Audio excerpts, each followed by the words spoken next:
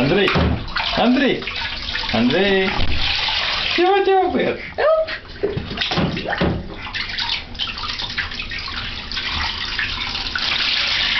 Ia plângă-i să stai. Stai aici. Stai. Da? Ce faci aici? Vrei să deschizi ușa? Lasă să fie bine.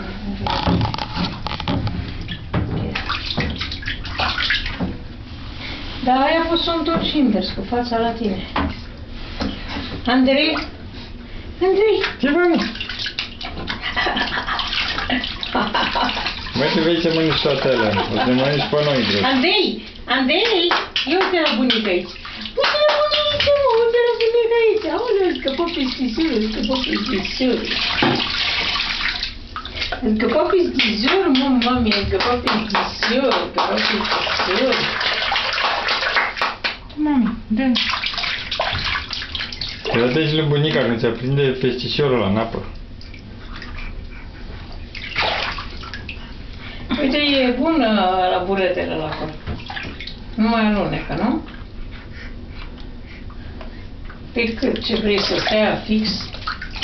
Nu vreau să stea fix. Cum să vreau să stea fix? Andrei!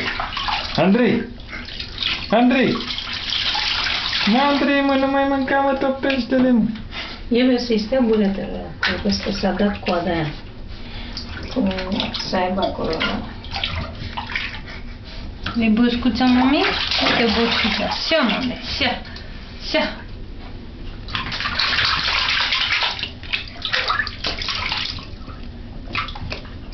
Ia stopește. Hai stopește, mă. Bine, mă, să mănânci. Andrei? Hei, mai să mamă, că te ieși și tu pe filmul ăsta. Cu tu ce strigi pe aici.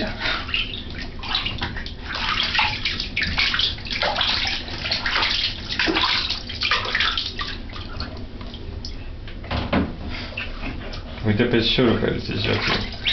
Nu. Asta se aprinde în apă. Când atinge apa, se aprinde, dar nu se vede aici pe film. Vezi, chestia albă e o luminiță în el.